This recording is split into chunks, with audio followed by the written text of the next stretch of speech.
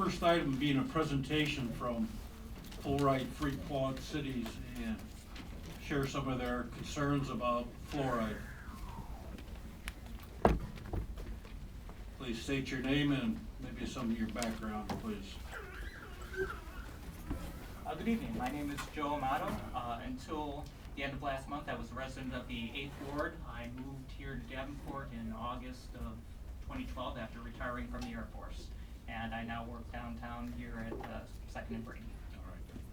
Could I request the use of your overhead projector? It does work, but do you have a flash drive or? The last time I was here, I saw that being used, so I Oh, geared the this presentation one? for that. Oh, Yes. okay, sure.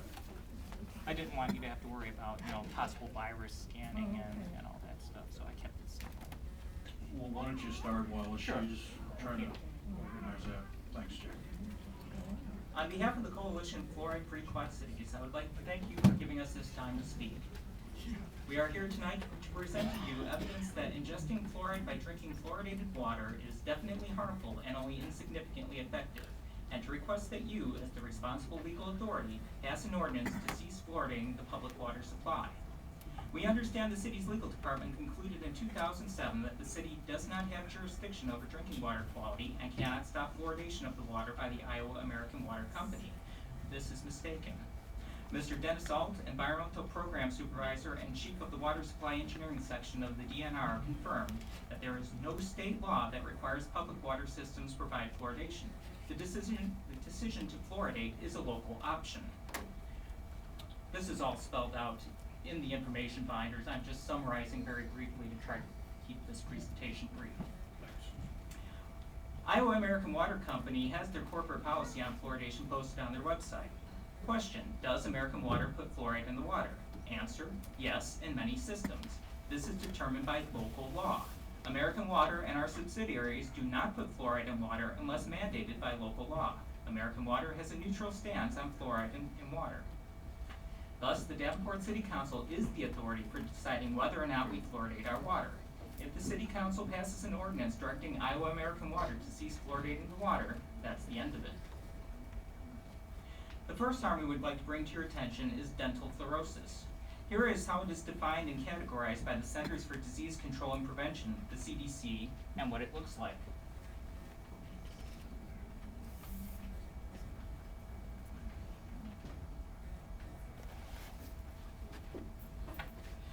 Dental fluorosis is a change in the appearance of the tooth's enamel.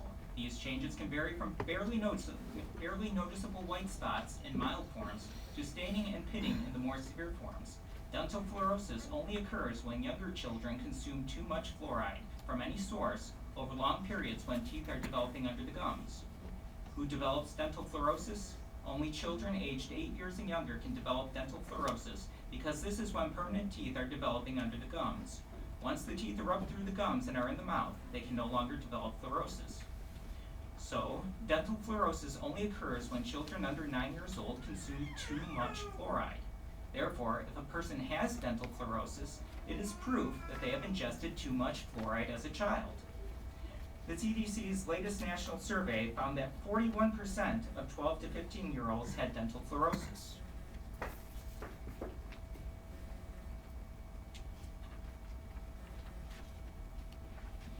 That's not even counting another 20% that they deemed questionable. This is up 78% from the last survey and over an 18-year span. 41% of a generation will now spend the rest of their lives with teeth mottled by fluorosis, and the problem is only becoming more widespread. The CDC has itself recognized since at least 1999 that fluoride's predominant effect is post-eruptive and topical. Fluoride works after teeth have erupted. So, drinking fluoride before age 9 causes fluorosis in developing permanent teeth without effectively reducing dental caries, or cavities as most of us call them. Fluoride is only effective when applied directly to the teeth. This has been known for the last 14 years. We have fluoridated toothpaste. Why are we still making our kids drink fluoride? And can we please stop? Non-nursing infants are most vulnerable. The American Dental Association warned in 2006. Infants less than 1 year old may be getting more than the optimum amount of fluoride, which may increase the risk of enamel fluorosis. if their primary source of nutrition is powdered or liquid concentrate infant formula mixed with water containing fluoride. If using a product that needs to be reconstituted, parents and caregivers should consider using water that has no or low levels of fluoride. Most people are probably unaware of this caution. 2 states have taken proactive measures on a statewide basis to warn their citizens. The Vermont Department of Health issued its warning not to give any fluoridated water to infants under 12 months of age in December of 2006. New Hampshire passed a bill last year requiring water consumer confidence reports to publish a warning. Rather than warning parents that we render the public water supply unsuitable for their babies, would it not be far better to stop contaminating the water? The second harm relates to brain development. The Harvard School of Public Health just published a review in October of 2012. The Harvard review validated the methodology and findings of 27 separate studies on fluoride neurotoxicity over the past 22 years. Here are the key quotes from the review. Children in high fluoride areas had significantly lower IQ scores than those who lived in low fluoride areas. A recent cross-sectional study based on individual level measure of exposures suggested that low levels of water fluoride, and Davenport falls within the cited range of that report, had significant negative associations with children's intelligence. The results suggest that fluoride may be a developmental neurotoxin that affects brain development at exposures much below those that can cause toxicity in adults.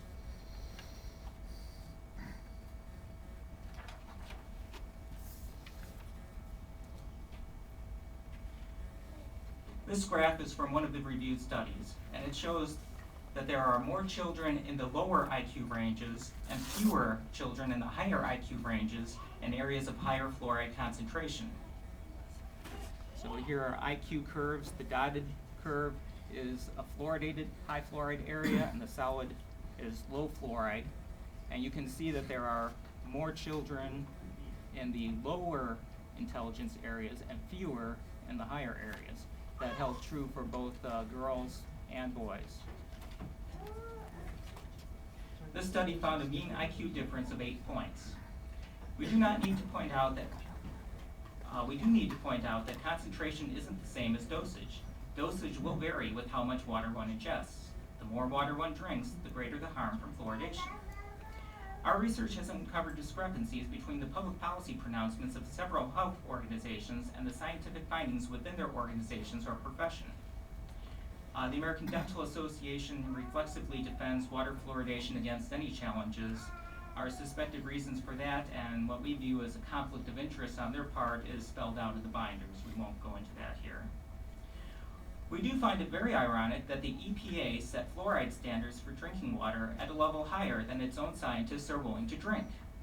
The EPA headquarters scientists determined drinking a quart of water in Washington, D.C. causes one to consume over 100 times the calculated safe reference dose. You, like most people, probably assume that sodium fluoride, the compound used in toothpaste, is what is used to fluoridate water. It may have been, but now we are being fluoridated with hexafluorosilicic acid obtained from water scrubbing fertilizer factory smokestacks. The EPA Headquarters Union of Scientists opposes water fluoridation. I'll only read you their concluding paragraph. The implication for the general public of these calculations is clear. Recent peer-reviewed toxicity data, when applied to the EPA's standard method for controlling risks from toxic chemicals, require an immediate halt to the use of the nation's drinking water reservoirs as disposal sites for the toxic waste of the phosphate fertilizer industry. Given the harms associated with fluoridated water, one would presume that the benefits of fluoridation must be great indeed to outweigh such harm. We have found that this is not the case. For the sake of argument, we'll make the strongest documented case that we can for water fluoridation.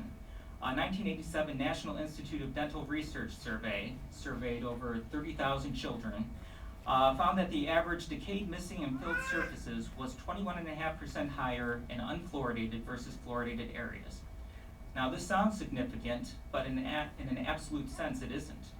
We're only looking at a difference between 2.8 and 3.4 tooth surfaces out of 128 tooth surfaces. So we're looking at the difference of 1/2 of one tooth surface. In terms of teeth rather than surfaces, the differences is less than 1/10 of one tooth.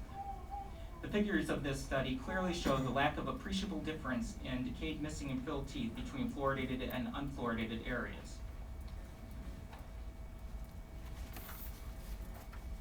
You can see here 3 different graphs, fluoridated, partially fluoridated, and unfluoridated. And in pretty much every case, you can't really tell any difference between any of them.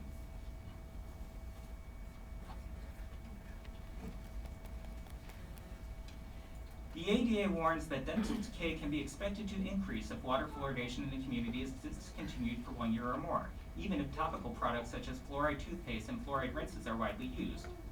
However, studies conducted in communities that have ceased fluoridating water, including countrywide in Cuba, show that not only did dental decay rates not increase, but they continued their previous decrease. Finally, a quick examination of World Health Organization data reveals a similar worldwide decline in dental caries, or cavities, among both the countries that fluoridate and the majority that do not. The worldwide decline in dental caries cannot be attributed to water fluoridation. This decline continues even after fluoridation has ceased. Dental health hasn't just improved in the United States, it's improved worldwide. And most countries don't fluoridate. Finally, the Fairbanks, Alaska City Council found themselves in your current position in 2010. Fairbanks even fluoridated to the same concentration as Davenport. When the Fairbanks City Council was asked to cease fluoridation, they formed a committee of 4 PhDs, 1 MD, and 1 Doctor of Dental Surgery, that studied the science and took public comments for 1 year. The task force submitted its recommendations to cease fluoridation to the council. Less than 2 months later, the city council passed an ordinance ceasing fluoridation. The research has been done. We ask that you use it to follow their example and free our residents from the harmful effects of drinking fluoride. Please cease fluoridating our water. Thank you, and this concludes this evening's presentation. I can either remain to answer questions or return at a later time after you've had a chance to review the material we provided. For more information, we encourage the public to visit a couple websites, fluoridefreeqc.org and fluoridealert.org. All right, you've made some very powerful statements here, but you've given us information, and we'll have the opportunity to do our own research on that. There might be a couple questions. Alderman Brown. Thank you, Mr. Chairman. I just had a quick question on the IQ thing, the IQ chart that you had. You've got two cities, are they? Xinhao and Yes, Guangdong? these are in two China? different regions in China. Okay. One had a lot higher fluoridation rate than the other, and one of the graphs is, I think the top one is for females and the bottom one is for males. And on Google Maps, Xinhao, or I'm sorry if I'm butchering those names, they're Chinese. Oh, I don't know. But that's on the eastern coast. I don't know where the Weimao is. But is that the only determining factor for IQs, the differences between the two cities, the fluoridation, or There is there are- other contributing factors maybe? There are specifics for this. The first page of tab 5 has the specifics of this particular study associated with this graph. See, it wasn't really conducive to a speech. Now, the high fluoride village there is about 3 times our concentration. Yeah, I just wasn't sure whether it might have been the pollution or the aspect also as a possibility. But that's really the main question that I had at that point. So thank you. Alderman Mattson. Thank you, Mr. Chairman. Thank you, Alderman Brown. So the only study that you're citing is a China study, no United States study? Well, we have the, also in tab 5 is the actual Harvard study, and it has all of the information from the 27 studies that they cite. I didn't read, those are US studies? A lot of them, I think something like 22 of them are Chinese, and only 4 are in English. So this is one of the English ones that I found that I was able to pull something from. The Harvard study itself is about 6 pages, and it goes into all the methodology and how they control for various factors. So they're most Chinese studies? Okay. Yes, sir. Thank you. Are those Chinese smokestacks or American smokestacks? We believe American in Florida. We believe it's the Mosaic company that supplies our hexafluorosilicic acid. We have that information in our brochures that we can research. That, I'm not sure I have specific information for that. I would have to get back to you. But we will be able to contact you. Is there anybody from the public that wishes to address this? Thanks again for allowing fluoride-free Quad Cities to present Albert Ambrose. My name is Todd McGreevy. And to be clear about this, the IQ thing, that is not the only concern with regards to the harmful effects of fluoridating the water supply. That's one aspect, and it's relatively new science, if you will. And it is semi-controversial, I'll give you that. The other things I think are important to keep in mind are that it does not impact ingesting it is like trying to keep a sunburn from happening by ingesting suntan lotion. The CDC themselves said, if you listen, and I have a transcript of Joe's remarks here, I'll give to you so you can see the summary as well. So that is not the only reason why this is harmful to us at all. And the other thing I want to point out, as I did in the last presentation, or the short, brief time that I spoke to you, was that if we're going to medicate our water supply, because that's what's happening with hydrofluorosilicic acid, we're medicating it because it's being put in the supply to treat the people. Everything else being put in the water is being put in the water to treat the water. If we're going to do it, then why are we not using medical grade? We're using a neuro-toxin. If this stuff escapes the smokestacks from the fertilizer factories, and they get fined, but they can capture it with water and sell it. All right, and I really encourage you to check out fluoridealert.org, the website. There's a lot of information there. This is all grassroots people. This isn't funded by anybody here. These are people literally concerned about what's going in our water supply. We really ask you to take a serious look at this. All right? You made some very powerful statements, and we will look into it. Now, has the Davenport schools, have you had the opportunity to make this presentation? I believe Fluoride-Free Quad Cities did make a presentation to the Davenport School Board. I think they were well received. I don't know if there was any actions, but again, we go back to the County Board of Supervisors can have a meeting with the Health Board all they want. The actionable document was signed in 1952 by the City of Davenport and the Water Company and the State Board of Health. And that is what's actionable. You folks are in charge of what happens with our water supply in Davenport. And as Davenport goes, the rest of Scott County will go, for the most part. I mean, I can't prove that, but there is no other signed I wish document. that was true. Yeah, I know, another aspect, sure. But there is no other actionable document, and I would hope you take to heart, I'll hand this out to you, that there's comments from the DNR that it is, and American Water, it's a local issue. You are in control. And there are cities like Portland have turned this down, Fairbanks, they've decided to no longer fluoridate. It doesn't protect the teeth, ingesting it, okay? Anybody else from the public? Say, Todd? Actually, everything that I said here is all a condensed version of what's in tab 1, the main argument. Great. So you have this and much more in the binders. All right. Where it's a little more coherent and not as rushed. State your name and ward, please. Good evening, I'm Dr. Gregory Garvin. I'm a pediatrician here in the Davenport area. I've been practicing in Davenport since 1979. I'm a member of the Davenport Pediatric Group and the Genesis Health Group.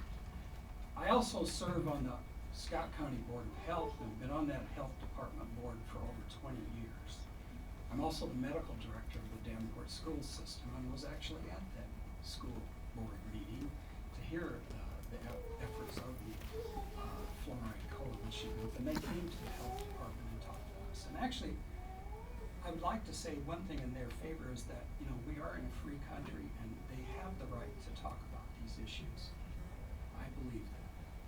And, because of efforts, maybe by them down the road, we'll find out that fluoride is not safe. But I think we need to look to the scientific community for the benefits of fluoride. If you go back to 1952 in Scott County when that fluoride was started, I was a baby, 2 years of age.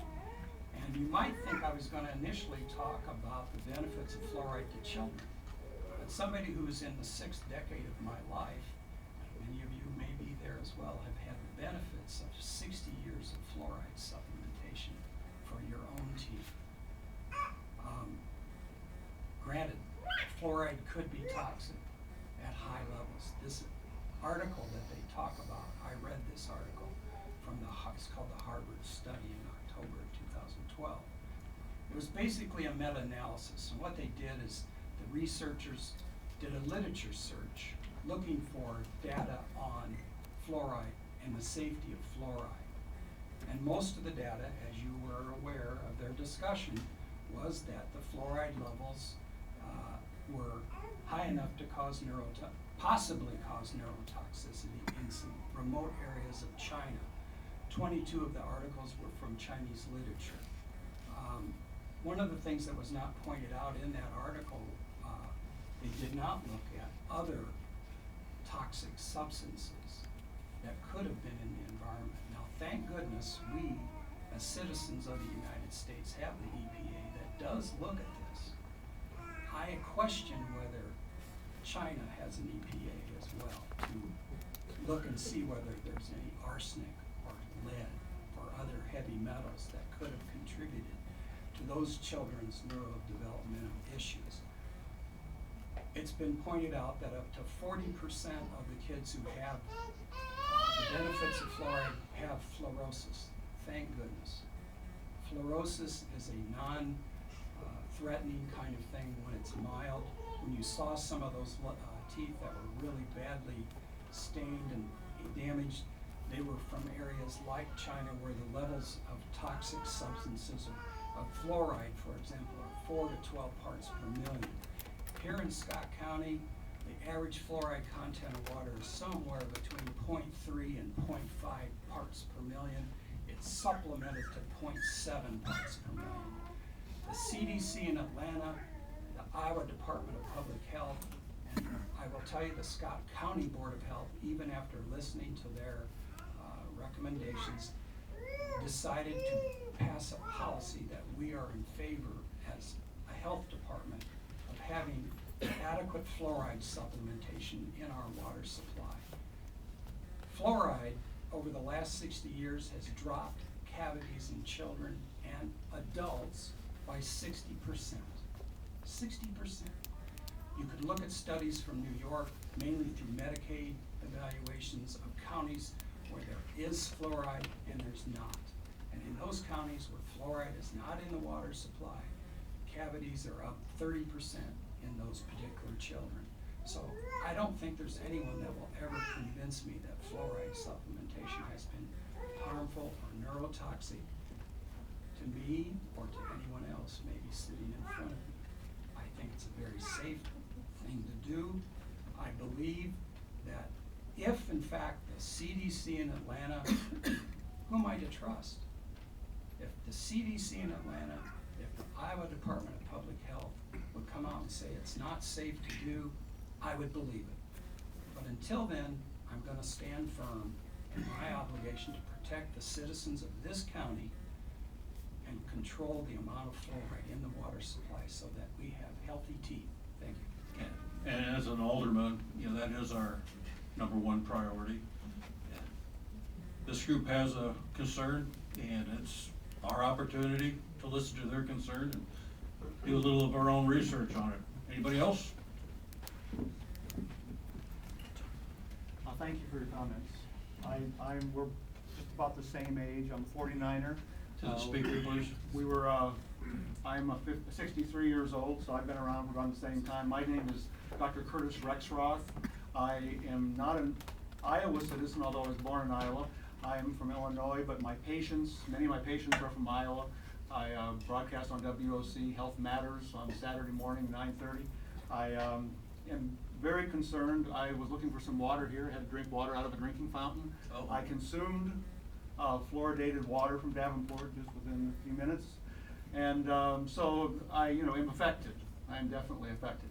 One of the things that Europe does very well is they actually institute pretty much their legal system is based, especially with regards to health, on the cautionary principle.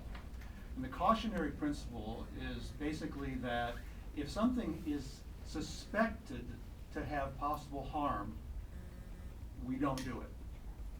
And that's something that they apply that to GMO crops, the genetically modified crops. They apply it to fluoride. As a matter of fact, Germany, although it does have fluoridated salt, does not fluoridate its water. And having fluoridated salt, by the way, is a much better idea, because you can control the dosage of salt. But you consider all the people right now that are getting ready to go out, the young people that are ready to go out on the football field and the sports fields all around Davenport, and they are going to be consuming large quantities of water. In fact, the more sports they do, the more water they consume, the more fluoride they consume. And these are very, very great concerns. Now, one thing I would caution, I taught at Black Hawk College for 14 years, and one of the things I taught over there was logic. And one of the things that you find in a fundamental logic text is that you are very cautious whenever you hear appeals to authority. Now, if you have appeals to scientific evidence, whether they be summaries of other science or whether they be hard double-blind studies, you want to listen very carefully to those. But when you have appeals to authority, that means that you're appealing to some organization or some group that may have interests that are contrary to a scientific study, okay? For example, Doc, many people. wrap it up. Okay, many people who take these authorities, like for example the American Dental Association, they don't realize that their primary purpose is to protect the financial and the legal status of the dentists. Any group who has recommended fluoride for decades is going to have both a financial and a legal conflict of interest. And so when you look at when you evaluate, make sure that you look at whether or not it's an appeal to authority or whether it's an appeal to some kind of scientific study. And if you've noticed the difference even in the presentations tonight, authority versus science, the anti-fluoride group had the science, the others were appeal to authority. All right, thanks, Doc. All right, thanks for the presentation. Yes, ma'am. My name is Mary Mariani. I'm from 1328 East 9th Street. I've resided there for the last 24 years. I am Dr. Mary Mariani. I'm the dental director at Community Healthcare in Davenport. I'm also adjunct faculty for the University of Iowa, the College of Dentistry. I'm also the current president of the Iowa Dental Association. I'm saying all this so that you know what my biases are. I want to first remind you that the studies done in China, they cannot verify their protocols. They're done with very, very large amounts of fluoridation that we don't even see here. I want to also say that systemic fluoride is very, very important. It's important for the developing tooth because it makes the tooth less susceptible to tooth decay. It is also very, very important as we drink fluoridated water. A lot of the fillings that I put in, especially the tooth color fillings that I put in your mouth, the tooth color fillings will actually re-imbibe the fluoride and help protect that tooth against further tooth decay. I also want to tell you that I've lived here, I've practiced here for 24 years. I practiced in a federally qualified health center. What you need to know about that is I see folks that are uninsured and I see folks on Medicaid. And one of the things I've seen, and this is purely anecdotal, I'm not a scientist, so it's purely anecdotal, is that when I see a child who is not of a minority, and they have a mouthful of tooth decay, and I'm talking about a young child, 3 or 4 years old, I ask them where they're living. And what I get a lot is that they live in Bluegrass or Buffalo or Walcott. Those communities are not fluoridated. Now, do I have a bias? Yes, I do.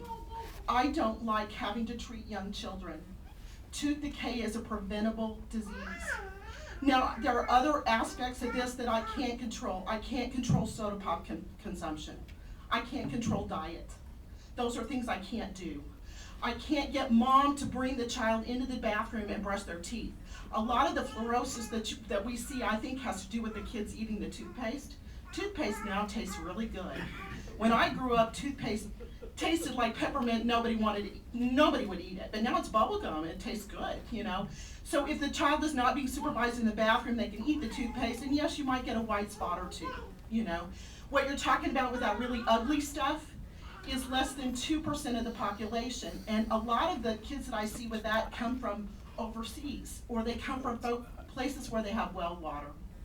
So I'm encouraging you to continue to fluoridate our wonderful water in Davenport. Help me out here. I'm getting old, and having to treat these little kids is really sad. So I thank you. All right, thanks for your work.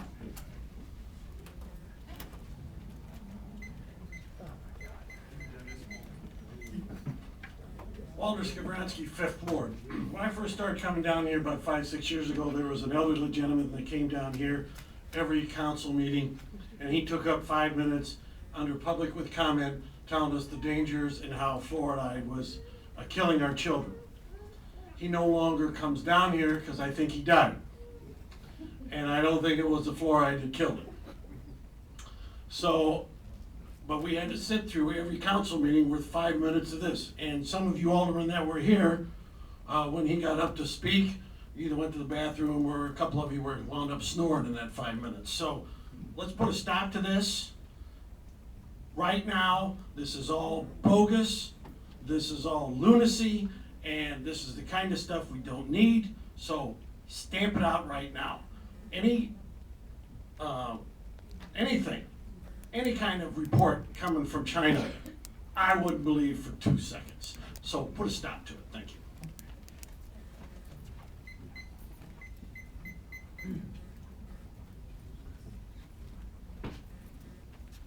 Yeah, I'm Scott Carlson from D74, 1225 East 35th Street. Harmful if swallowed, that's what it says on our toothpaste. Fluoride is added to our tap water to help our teeth, correct? No, it's not correct. It'd be bad enough if it really were just calcium fluoride, which occurs naturally in some tap water, but it's not. It's not even pharmaceutical grade sodium fluoride, which is in many toothpastes. It's hydrofluorosilicic acid, as we've heard. It's an industrial waste scrub from the smokestacks of the Mosaic phosphate fertilizer factory in Florida. Heard that already. It's purchased at great expense, about $50,000 a year. That's what we pay for it. In its undiluted form, touching, inhalation, and ingestion are fatal. Yet we're expected to believe that when it's diluted in our tap water, it's somehow good for us. A minor spill in Rock Island in 2011 required hazmat crews, evacuation, and it ate through the concrete. Channel 8 news story can be found on YouTube. Hydrofluorosilicic acid is actually very harmful to teeth. According to the CDC, 41% have at least mild fluorosis. You've heard that. It's the modeling we've all seen many times. It's the permanent damage to enamel and the visible manifestation of fluoride poisoning of the entire scalp. Even if hydrofluorosilicic acid were beneficial to your teeth, you would apply it topically and quickly spit the poison out. As Todd mentioned, we don't drink sunscreen to prevent sunburn. 2012 Harvard study you've heard. Many of the same institutions that told us lead, asbestos, DDT, PCBs, and cigarette smoking were safe assure us now that hydrofluorosilicic acid is safe too. It's not. Most of Europe has rejected water fluoridation, as have increasingly more U.S. cities.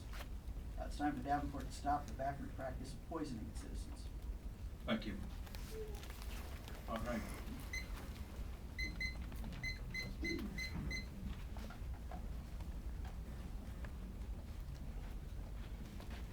Hello, my name is Katie Light. Sorry if my baby starts acting up. I am against fluoridating the water. I'm not a part of this group. I just heard that it was going to be talked about. Mostly I just try to not to expose my kids to things that my grandparents, my great-grandparents wouldn't be exposed to. I try to eat organic so we're not eating pesticides and all that sort of stuff. And adding something that isn't naturally in the water just doesn't sound right to me. I mean, God gave us this wonderful source water, and we're just thinking that we're better than He is. We know something that we can add that might help our teeth. There are so many other factors. It's really hard to do human studies because, you can't take into account everything. And so who knows if it's our diet or anything else. But why do we want to add something in that isn't naturally there? Thank you. Thank you. Okay, under the agenda. Actually, First Mr. item- Chairman, if I may, real quick, that baby's awesome. She's been great throughout the whole meeting for especially 2 hours.